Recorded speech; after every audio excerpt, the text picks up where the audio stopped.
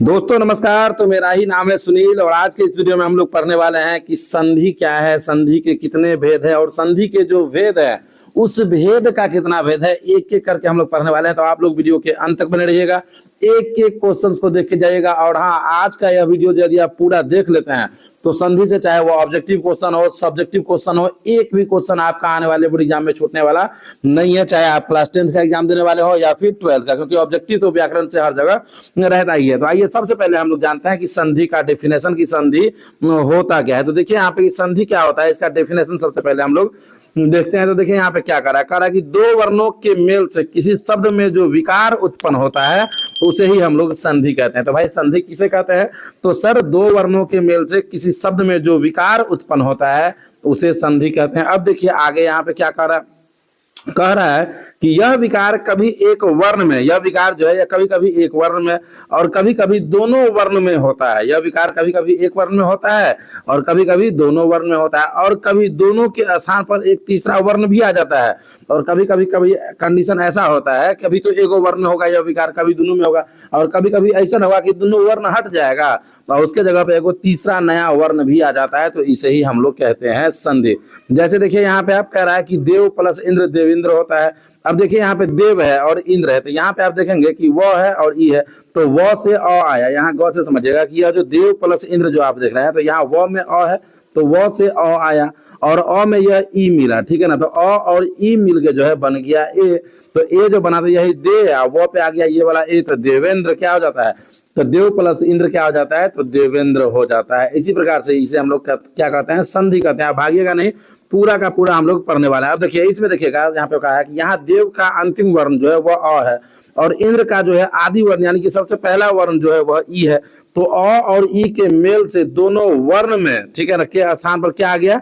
तो दोनों वर्ण के स्थान पे आ गया ए वर्ण आया और इस प्रकार क्या बन गया? सब तो इस प्रकार बन गया देवेंद्र। तो ये हो जाएगा संधि।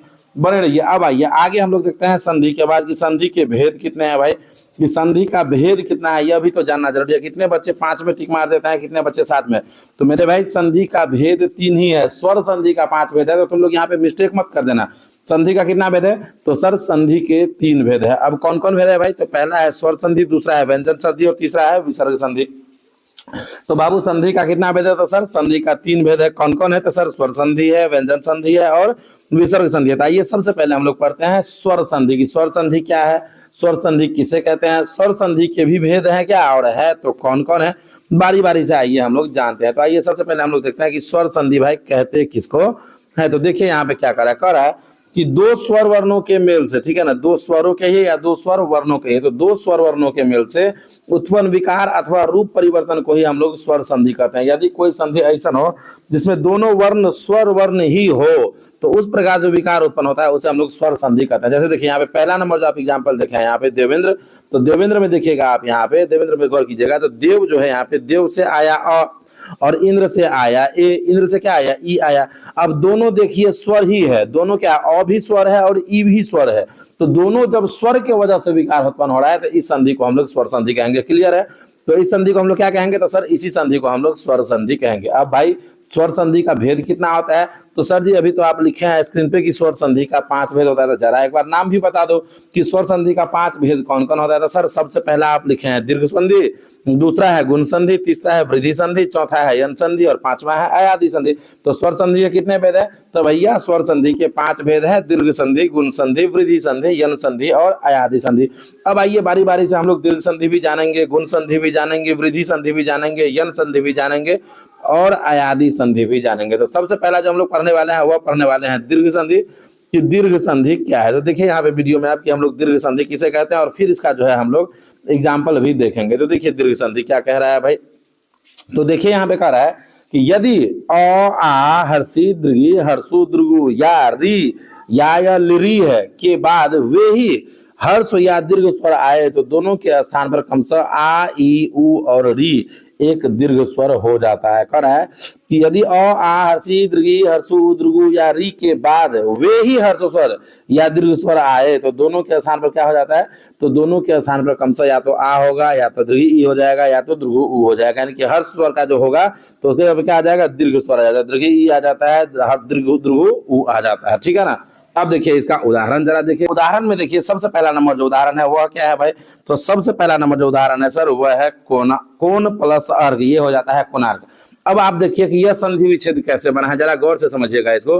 तो देखिए यहाँ पे कोन से क्या आया, अ आया, ठीक है ना, और फिर अर्घ से क्या आया, अ। तो देखिए जो ही स्वर पहले आ रहा है वही बाद में भी आ रहा है, दोनों सेम स्वर आ रहा है, अ दोनों सेम स्वर आ रहा है। यही तो आपको बोला है कि यदि अ आ हर्षी दीर्घ ई हर्षु उ दीर्घ उ या री लड़ी के बाद वे ही हर्ष या दीर्घ स्वर आए, यानी कि जो आप पढ़े हैं अभी अ आ हर्षी दीर्घ ई हर्षु दीर्घ उ, यही फिर से आए, तो ऐसा में क्या होता है कि जो हर्ष स्वर आता है वह दीर्घ हो जाता है, यानी कि अ है तो आ हो जाएगा, हर्षी है तो दीर्घ ई हो जाएगा, और हर्षु उ है तो दीर्घ उ हो जाएगा।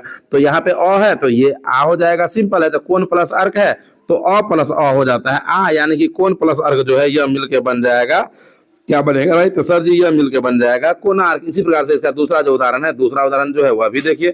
तो देखिए दूसरा जो इसका उदाहरण है वह देखिए यहाँ पे क्या कर रहा है, तो दूसरा जो उदाहरण है मेरे भाई वह देखिए यहाँ पे है लज्जा भाव।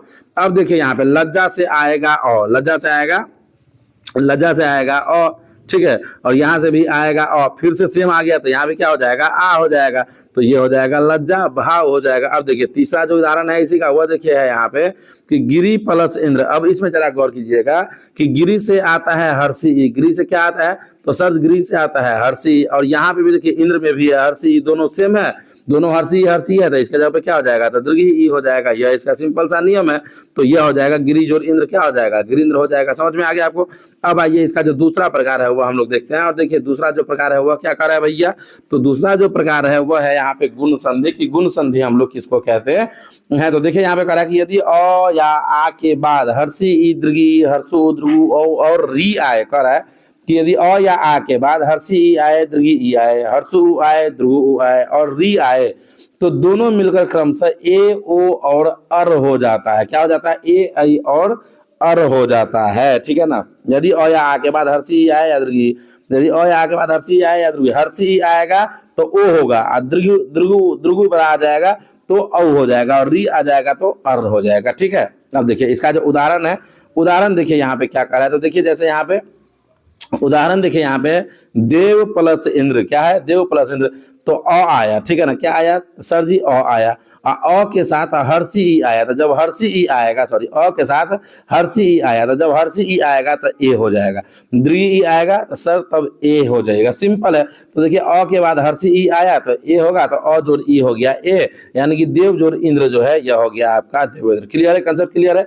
इसी प्रकार से इसका दूसरा भी एग्जाम्पल है और तीसरा भी एग्जाम्पल है, कोई दिक्कत नहीं है। आइए अब हम लोग आते हैं इसका तीसरा जो प्रकार है उसमें, और देखिए तीसरा जो प्रकार है वह है यहाँ पे वृद्धि संधि की। वृद्धि संधि हम लोग किसे कहते हैं भाई, तो देखो यहाँ पे कि वृद्धि संधि हम लोग किसे कहते हैं, तो वृद्धि संधि बनाने का नियम क्या है, तो देखिए कह रहा है कि यदि अ या आ के बाद ए आई ओ औ आए, कह रहा है पहले तो अ आ आया, उसके बाद ए आई ओ औ आए, तो क्या होगा, तो अ या आ का ए हो जाएगा, अ या आ रहेगा तो ए हो जाएगा, आई जो रहेगा ए जो रहेगा तो उसका आई हो जाएगा, ठीक है ना। अ या आ प्लस अ या आ प्लस ए यदि रहेगा तो आई हो जाएगा, चाहे अ रहे या आ, और उसके साथ में यदि ए रहेगा तो वह क्या हो जाएगा, तो वह हो जाएगा आई। यहाँ पे गौर कीजिए क्या हो जाएगा, तो वह हो जाएगा आई हो जाएगा। यदि अ या आ के बाद ए आएगा तो आई होगा, और तथा अ या आ के बाद ओ आएगा तब औ हो जाएगा। यह कंसेप्ट है, ठीक है। अब देखिए उदाहरण, जब तक आप एग्जाम्पल नहीं देखिए समझ में नहीं आएगा आपको, तो पहले आप एग्जाम्पल देखिए फिर देखिए आपको कितना अच्छा से समझ में आने वाला है। तो देखिए यहाँ पे एग्जाम्पल में, अब देखिए जैसे पहला नंबर एग्जाम्पल है कि एक प्लस एक एक एक हो जाता है। अब देखिए अभी आप पढ़े हैं यहाँ पे देखिए, यहाँ पे गौर कीजिए कि अ या आ के बाद ए आएगा तो क्या होगा, आई होगा। तो देखिए अ के बाद ए आया तो क्या हो गया, आई हो गया। तो एक, ठीक है ना, एक आ जोड़ एक, तो एक एक, तो अ के बाद ए आ रहा है, क में जो अ है उसमें कौन मिल रहा है, ए, यानी कि ये क्या हो जाए, अ के बाद ये तो आई होगा, तो यही बन जाता है एक एक। समझ गए। उसी प्रकार सदा प्लस ए हो जाता है सदैव, उसी प्रकार वन प्लस औषधि हो जाता है वन औषधि, तो ये हो जाएगा, ठीक है। क्लियर है, कंसेप्ट क्लियर है। आइए अब आते हैं अगला जो प्रकार है उस पे, और अगला जो प्रकार है वह देखिए यहाँ पे है यन संधि की। यन संधि हम लोग किसको कहते हैं, है तो देखिए यहाँ पे क्या कह रहा है कि यदि हर्षी ई दीर्घ ई हर्षु उ दीर्घ उ और री के बाद, चाहे हर्षी ई हो दीर्घ ई हो, चाहे हर्षु उ हो दीर्घ उ हो या री हो, इसके बाद कोई भिन्न स्वर आए तो हर्षी ई दीर्घी ई का य होगा, क्या होगा? तो सर हर्षी ई दीर्घी ई का य होगा और हर्षु उ दीर्घ उ का व होगा और री का जो है री का कार हो जाएगा, ठीक है ना? ठीक है, कंसेप्ट क्लियर है। अब यहाँ पे देखिए इसका भी एग्जाम्पल जो है, देखिए एग्जाम्पल के बिना समझ में नहीं आएगा। जैसे अति प्लस आवश्यक है, तो यहाँ पे देखिए ई आया, यहाँ पे गौर कीजिएगा, देखिए यहाँ पे ई है और ई के साथ में क्या आया? आ आया। तो क्या बोला है कि हर्षी ई दीर्घी ई का क्या होगा? और यदि हर्षी ई दीर्घी हर्षु दीर्घ और री के बाद कोई भिन्न स्वर अलग सा स्वर आ जाए, तो हर्षी ई है और आ जो आया यह नियम में तो नहीं है, यह अलग स्वर है, भिन्न स्वर है, तो ई जो रहेगा वो या हो जाएगा, ई जो रहेगा वह यह हो जाएगा। हर्षु दीर्घ का वह हो जाएगा, तो ई है तो यह हो जाएगा, तो क्या हो जाएगा? तो ये हो जाएगा अत्यावश्यक। ये क्या हो जाएगा भैया? तो ये हो जाएगा अत्यावश्यक। इसी तरह से इसका दूसरा एग्जाम्पल भी है और तीसरा एग्जाम्पल भी है। अब देखिए पांचवा जो हम लोग पढ़ने वाले हैं वह पढ़ने वाले हैं अयादी संधि। पांचवा क्या पढ़ने वाले हैं? तो भैया पांचवा पढ़ने वाले हैं हम लोग अयादी संधि। अब देखिए अयादी संधि हम लोग किसे कहते हैं? तो देखिए कह रहा है कि यदि ए ऐ ओ औ के बाद कोई भिन्न स्वर आए तो ए का ऐ होगा, ए का अ य ऐ होगा, ऐ नहीं, ए ऐ वाला ऐ नहीं, अ य ऐ। यदि ए ऐ ओ औ के बाद कोई भिन्न स्वर आए तो ए का ऐ होगा, ऐ का आय होगा, ओ का औ होगा और औ का आव हो जाता है। आप देखिए जैसे पहला नंबर जो एग्जाम्पल है वो है कि ने प्लस अन, तो ने है तो ने में क्या आया? तो ने में आया सर जी ए, ने में क्या आया? तो ने में आया ए, तो ने आप ए आ प्लस अ है, तो ए आ अ का क्या बोला है कि ए आ अ मिलके हो जाता है ऐ, ए आ अ मिलकर हो जाता है ऐ, तो यही हो जाएगा न प्लस अयन यानी कि नयन हो जाएगा। क्लियर है? इसी प्रकार से पो प्लस अन पवन है, चे प्लस अन चयन है, पौ प्लस अन पावन है और ने प्लस अक नायक है। कंसेप्ट क्लियर है?